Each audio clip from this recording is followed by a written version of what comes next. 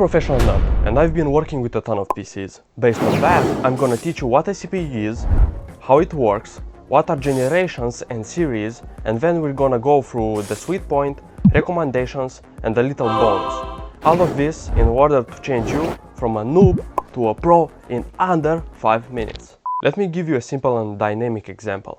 This is Chad, and Chad, like many of you, have never enjoyed the perfect experience with their device.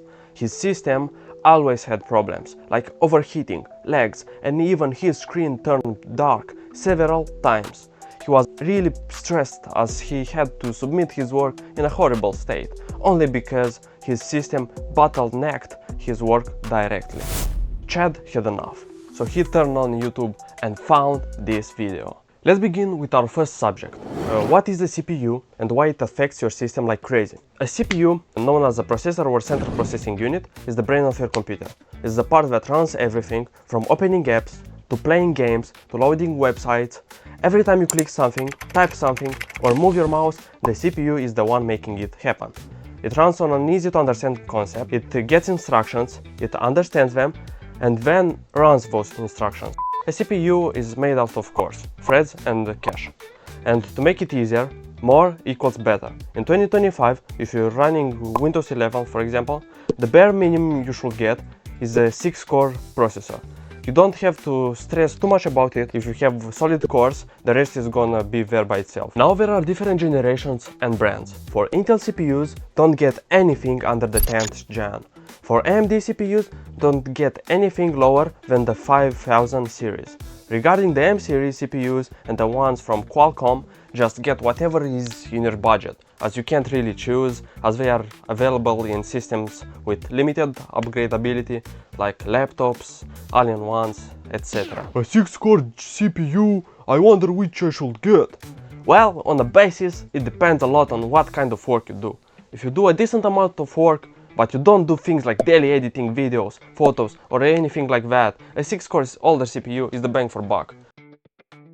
I recommend for the average user on a budget something like a Ryzen 5 5500 or 5600. If you prefer the blue team, an i5 12400F or a 11400F.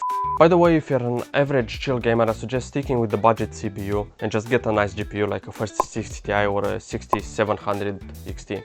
If you edit images, videos, and do some programming or coding, you should get a fast CPU, as you make most of your income based on the machine you have. So I suggest getting the best CPU you can afford. This includes the i5 13600K, the i7 13700, basically everything that's newer gen, like the 12th gen, 13th gen, and on the red team, anything that's above the 5000 series, like a Ryzen 5 7600 or a Ryzen 9 7900. Don't forget that if you do any kind of image processing, you're gonna need a dedicated GPU, so keep that in mind. On a side note, you can choose in between, but it depends a lot on your country's economy and your personal budget.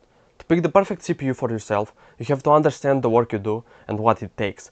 I personally own an i7 12700, as I do a big variety of work, including writing documents, programming, editing, and even gaming. So here is a little table with the CPUs I generally recommend. Be aware that the price could be way cheaper or way more expensive based on your region. Now that we figured that out, I hope you'll choose the right CPU for yourself. Wait, but what should I do if I found a nice CPU but don't know if it's actually right for me? What if it's not listed in your examples? Well, exactly because of that, there is the comment section. Until now, I've replied to every single comment, and if you have any kind of questions regarding CPUs or an actual specific model, drop a comment and I'll make sure you get a response to the best of my abilities. Thank you all for watching. Don't forget to drop a like and subscribe if my video was helpful. Until next time, see ya.